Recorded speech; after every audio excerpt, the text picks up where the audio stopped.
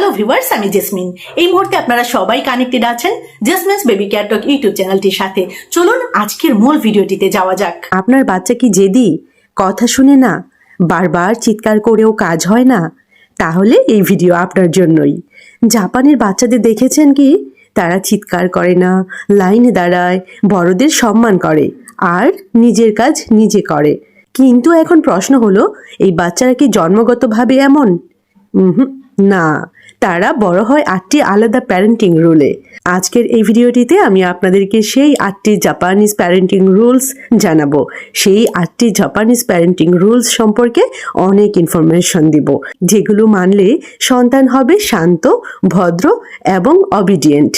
রিসার্চও কিন্তু তাই বলছে, ভয় থেকে নয়, বোঝাপড়া থেকে। তো 8টি রুলের মধ্যে প্রথম রুলটি হচ্ছে, শিশুকে ছোট মানুষ ভাবো না। জাপানি বাবা মা বিশ্বাস করে child is not half human, child is full human. আমরা বলি তুমি ছোট, বুঝবে না, এটা কিন্তু বলা ঠিক নয়। এরকমটা করেও কিন্তু বলা ঠিক নয়। কিন্তু জাপানিরা কি বলে জানেন? তারা বলে চেষ্টা করো, আমি পাশে আছি। গবেষণা কি বলছে? গবেষণা বলছে শিশুকে সম্মান দিলে তার সেলফ রেগুলেশন বাড়ে, সে কম রাগী হয়। সুতরাং আপনার বাচ্চাও কি রাগী? আপনি কি তাকে উপযুক্ত সম্মানটুকু দিচ্ছেন তার বয়স অনুযায়ী? আমাকে কমেন্ট সেকশনে জানাবেন। ছোট্ট একটা উদাহরণ দিই, বাচ্চা কান্না করছে, আপনি হয়তো বলছেন চুপ করো। এরকমটা না বলে আপনি কি বলতে পারেন? তুমি কষ্ট পাচ্ছ তাই না? জাপানিজরা কিন্তু এরকমটাই বলে। জাপানিরা বলে তুমি কষ্ট পাচ্ছ তাই না? 2 নম্বর রুলটি হচ্ছে, শাস্তি নয়, ফলাফল শেখাও। জাপানে শাস্তি কম, ন্যাচারাল কনসিকোয়েন্স বেশি।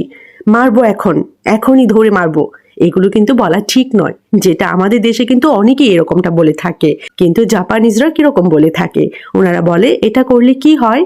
ছোট্ট আরেকটা উদাহরণ দিয়ে আপনাদেরকে বলি, যেমন খেলনা ভাঙলে আমরা হয়তো অনেকেই বকা দিয়ে ফেলি, বা অনেকেই হয়তো বকা দেয়, এবং বকা দিয়ে হয়তো বলে ফেলে কেন এই খেলনাটা ভাঙলে? গতকালকেই তো খেলনাটা কেনা হলো, বা একটু আগেই তো খেলনাটা তোমাকে দেওয়া হলো, কেন তুমি এই খেলনাটা ভেঙে ফেললে? হয়তো অনেক বেশি বকাঝকা করা হয় বাচ্চাকে। কিন্তু এরকম ক্ষেত্রে জাপানিজরা কি করেন? ওনারা কি বলে? জাপানিরা এরকম ক্ষেত্রে বলে এখন খেলনাটা তো আর ব্যবহার করা যাবে না। এতে করে শিশু কি শেখে? এতে শিশু শেখে অ্যাকশন থেকে রেজাল্ট আসে, আর রেজাল্ট থেকেই রেসপন্সিবিলিটি আসে। 3 নম্বর রুলটি হচ্ছে, শিশুকে দায়িত্ব দাও 3 বছর থেকেই।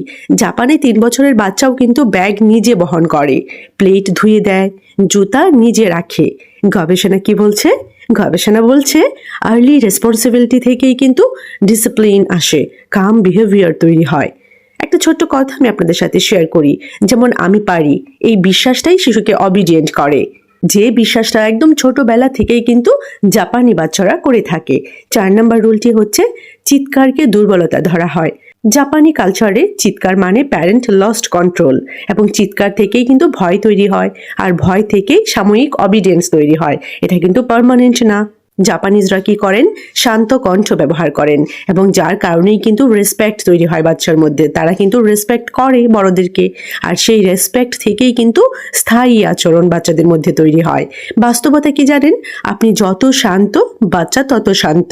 এটাই কিন্তু লজিক। 5 নম্বর রুলটি হচ্ছে, বেশি কথা নয়, কম কথা প্লাস কাজ। জাপানি প্যারেন্টিংয়ে লেকচার নেই, এক্সাম্পল আছে। যেমন ভদ্র হও, এটা কিন্তু বলা ঠিক নয়, এবং এরকমটা বলা কিন্তু উচিত নয়।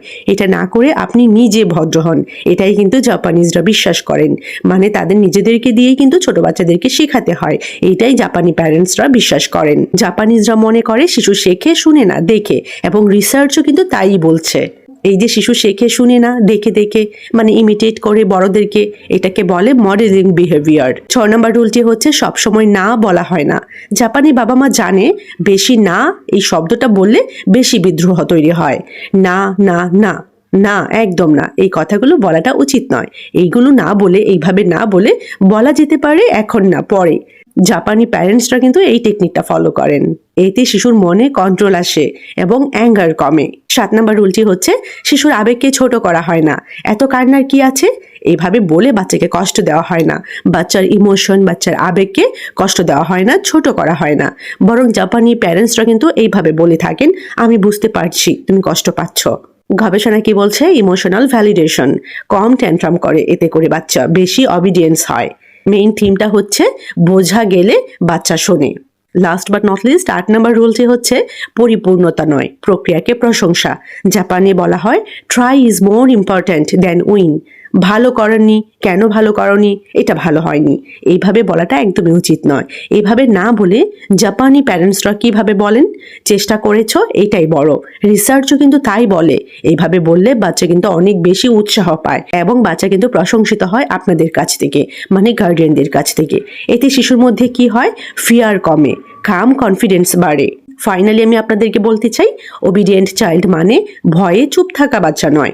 ওবিডিয়েন্ট চাইল্ড মানে যে বুঝে, সম্মান করে, নিজেকে নিয়ন্ত্রণ করতে পারে। জাপানি প্যারেন্টিং কিন্তু এটাই শেখায়। শান্ত সন্তান গড়ে ওঠে শান্ত প্যারেন্টের হাত ধরে। আজ থেকে এই 8টি নিয়মের যে কোনো 2টো নিয়ম আপনি শুরু করতে পারেন এবং শুরু করে দিন। কমেন্টে লিখে ফেলুন ঝটপট, আমি শুরু করলাম রোল নম্বর এত। অবশ্যই আমি আপনাদেরকে বলবো এই ভিডিওটি শেয়ার করুন এমন একজন প্যারেন্টকে যিনি চিৎকার করে করে ক্লান্ত। আমি মনে করি এই ভিডিওটি প্রতিটি বাবা মার দেখা দরকার। সুতরাং অবশ্যই কিন্তু এই ভিডিওটা শেয়ার করে দিবেন অনেক অনেক বাবা মায়েদের সাথে, আপনার সোশ্যাল মিডিয়া প্ল্যাটফর্মে, আপনার প্রিয়জনদের সাথে, আপনার রিলেটিভসদের সাথে। যদি আপনার কাছে মনে হয় এই ভিডিওটি ভালো লাগার মতো ইনফরমেটিভ, অবশ্যই লাইক করে দিবেন। আর চ্যানেলে যদি আপনি নতুন হয়ে থাকেন, পরবর্তী ভিডিও পাওয়ার জন্য অবশ্যই চ্যানেলটি সাবস্ক্রাইব করে রাখবেন, পাশে থাকা বেল আইকনটিতে ক্লিক করে রাখবেন। তাহলে পরবর্তীতে যখনই আমি ভিডিও আপলোড করি সবার প্রথমে আপনি নোটিফিকেশন পেয়ে যাবেন। সবাইকে অসংখ্য ধন্যবাদ জানাচ্ছি যারা যারা শেষ পর্যন্ত ভিডিওটি দেখেছেন। সবাই ভালো থাকবেন, বাচ্চাদেরকে ভালো রাখবেন। আল্লাহ হাফিজ।